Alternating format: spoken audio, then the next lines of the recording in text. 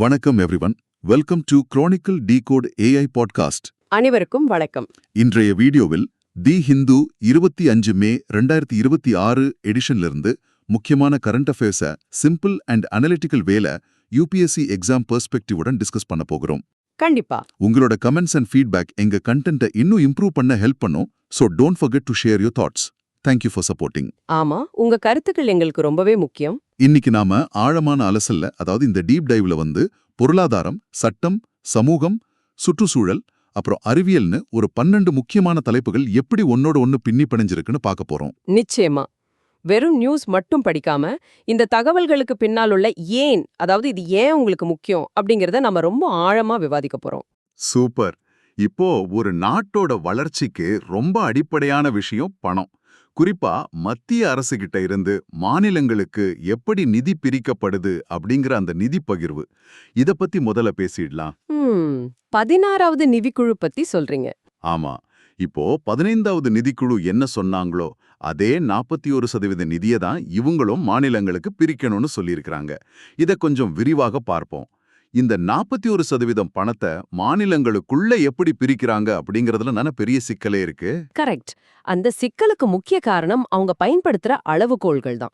அதாவது income distance அப்படிங்கிற ஒரு விஷயத்துக்கு 42% வெயிட்டேஜ் கொடுக்கறாங்க.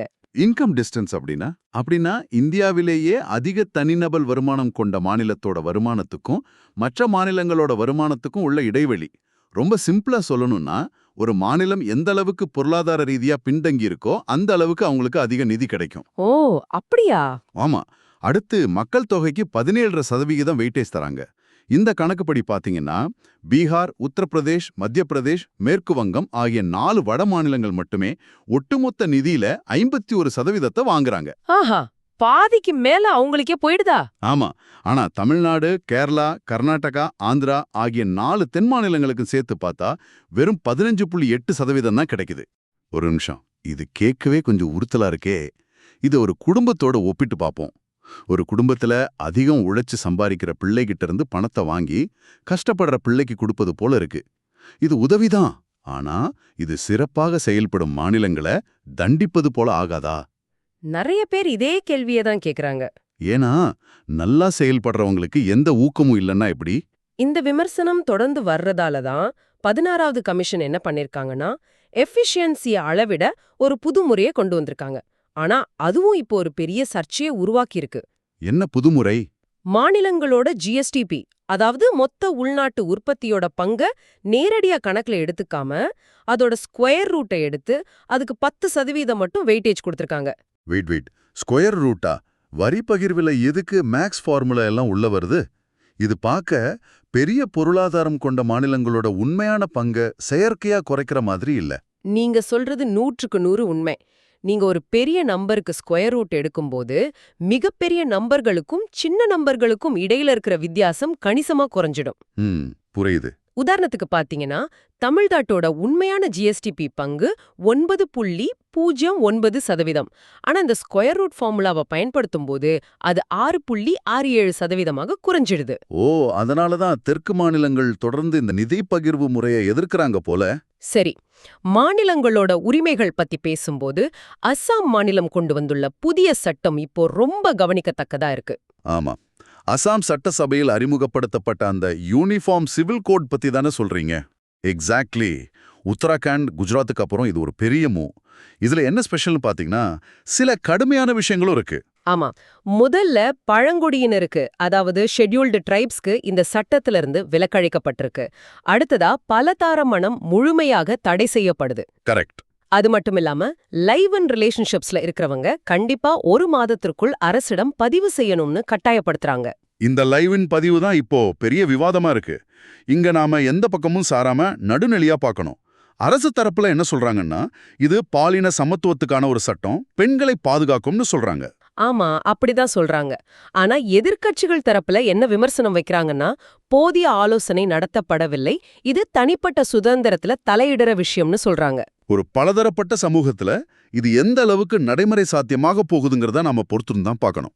ஆமா, இப்போ அஸ்ஸாம் சட்டத்துல திருமண வயது, குழந்தைகள் பத்தி பேசணும் இல்லையா?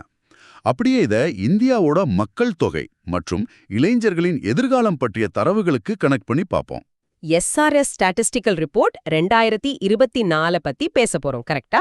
ஆமாங்க. அந்த ரிப்போர்ட் படி இந்தியாவோட டோட்டல் ஃபெர்டிலிட்டி ரேட் 1.9 குறைந்துள்ளது. அதாவது மக்கள் தொகை குறையாம சீரா இருக்கணும்னா அந்த ரீப்ளேஸ்மெண்ட் லெவல் 2.1 இருக்கணும். ஆனா நாம அதை விட கீழே போயிட்டோம். இது ஒரு மிகப்பெரிய மாற்றம். இது மக்கள் தொகை பெருக்கம் என்ற நிலையிலிருந்து முதியோர்கள் அதிகம் உள்ள நாடாக மாறும் ஒரு டிரான்சிஷனை நமக்கு காட்டுது. அப்போ இனிமேல் பள்ளிக்கூடங்கள்ல குழந்தைகள் எண்ணிக்கை குறைய ஆரம்பிச்சிடுமா? ஆனா சீனா அல்லது ஐரோப்பிய நாடுகளைப் போல நம்ம உடனே பயப்பட தேவையில்ல. ஏன்னா சீனாவோட சராசரி வயது 40.2.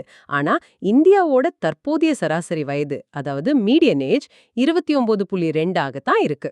ஓ, அப்ப நம்ம கிட்ட நிறைய இளைஞர்கள் இருக்காங்க. ஆமா, இது நமக்கு கிடைத்துள்ள மாபெரும் டெமோகிராஃபிக் டிவிடெண்ட். இவ்வளவு பெரிய இளைஞர் சக்தி நம்ம கிட்ட இருக்கு. இவ்ளோ சக்தி இருக்கு.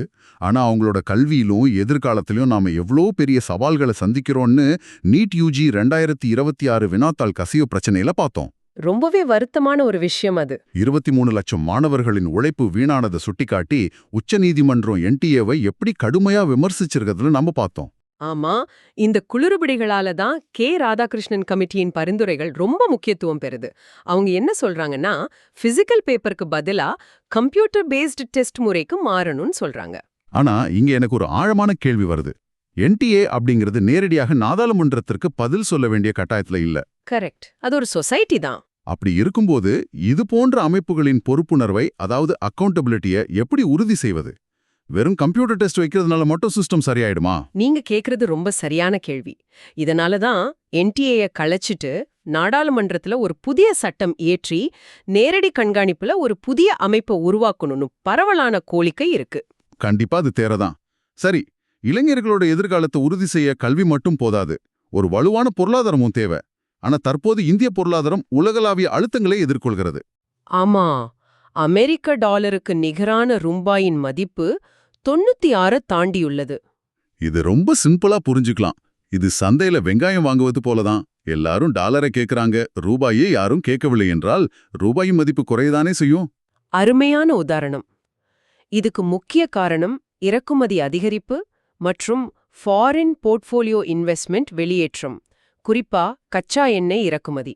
இங்கதான் விஷயம் ரொம்ப சுவாரஸ்யமாகிறது.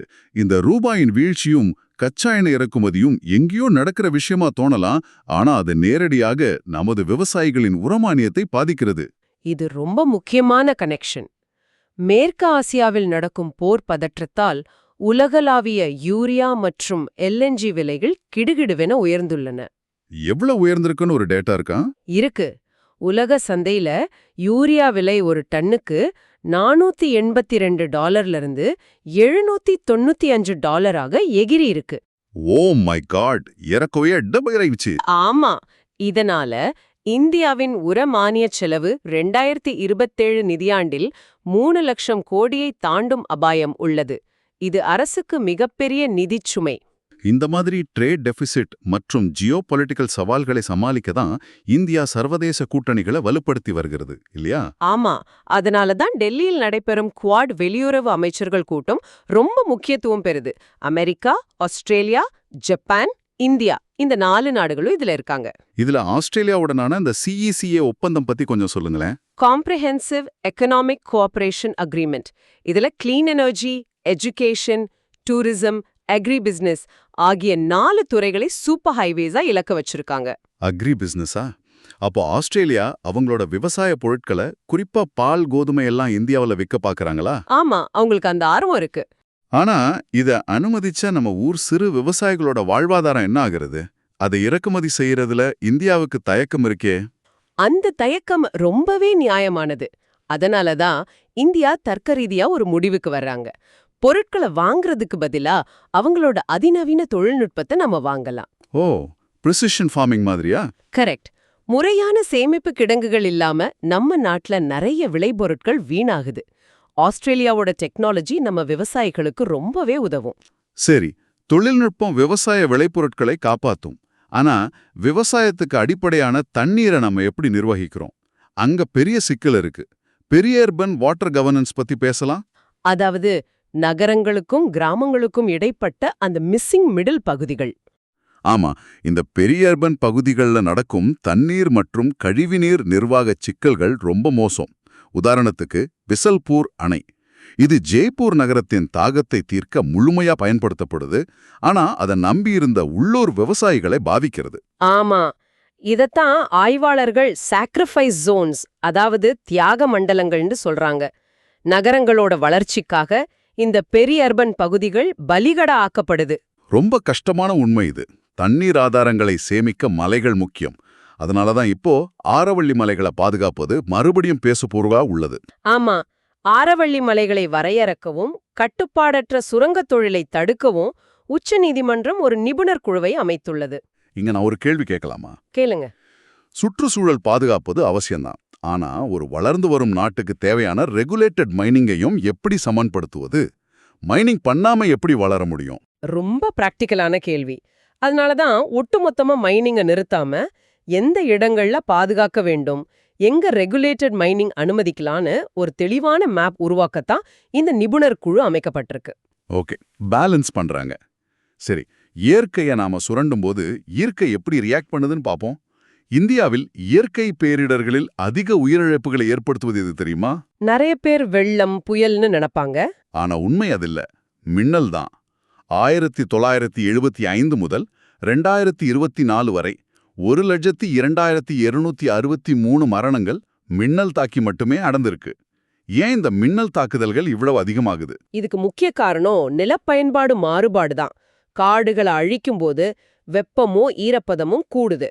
இதனால காற்றில் ஒரு விதமான எனர்ஜி உருவாகி மின்னல் தாக்குதல்கள் பல மடங்கு அதிகரிக்குது. இயற்கையின் இந்த சீற்றங்களை பார்த்து மலைக்கிறோம். அதே நேரம் அறிவியல்ல நாம நிகழ்த்தி கொண்டிருக்கும் சாதனைகள் ஆச்சரியமா இருக்கு. Fractional quantum anomalous hall effect பத்தி கேள்விப்பட்டீங்களா? ஆமா, ஒளியை குவித்து பருப்பொருளாக மாற்றும் அறிவியல் முயற்சி. ஓப்பன்ஹீமர் திரைப்படத்துல வர்ற மாதிரி அதுல அணுவை உடைச்சு எனர்ஜி உருவாக்குவாங்க. ஆனா இங்க ஒளியிலிருந்து பருப்பொருளை உருவாக்குறாங்க. இது குவாண்டம் இயற்பியல்ல மிகப்பெரிய சாதனை. இந்த குவாண்டம் டெக்னாலஜியின் பயன்பாட்டை நிதித்துறையில, அதாவது ஃபைனான்சியல் செக்டர்ல எப்படி பயன்படுத்தலாம்னு ஆராய ஒரு குழு அமைக்கப்பட்டிருக்கு. இது டேட்டா செக்யூரிட்டிக்கு ரொம்பவே உதவும். வாவ், இன்னைக்கு நாம எவ்வளவு விஷயங்கள் பார்த்திருக்கோம். 16வது நிதிக்குழுவோட நிதி பகிர்வு, அசாம் மாநிலத்தோட யுசிசி சட்டம், மக்கள் தொகை மாற்றம், நீட்டு வினாத்தாள் கசிவு. ஆமா, அப்புறம் ரூபாயின் வீழ்ச்சி, உரமானியம், குவாட் கூட்டமைப்பு, ஆஸ்திரேலியா ஒப்பந்தம். அப்புறம் பெரியர்பன் தண்ணீர் பிரச்சனை, ஆரவல்லி மழை பாதுகாப்பு, மின்னல் பேரிடர் மற்றும் குவாண்டம் அறிவியல் வரை அனைத்தையும் எப்படி ஒன்னோடு ஒன்று இணைக்க முடியும்னு பார்த்தோம். இந்த டீப் டைவ் உங்களுக்காகவே பிரத்யேகமாக தயாரிக்கப்பட்டது. இந்த எல்லா விஷயங்களுக்கும் நடுவுல இருக்கிற தொடர்பை புரிஞ்சுக்கிறது தான் ரொம்ப ரொம்ப முக்கியம். இறுதியாக ஒரு சிந்தனையை தூண்டும் கேள்வியுடன் நான் முடிக்கிறேன்.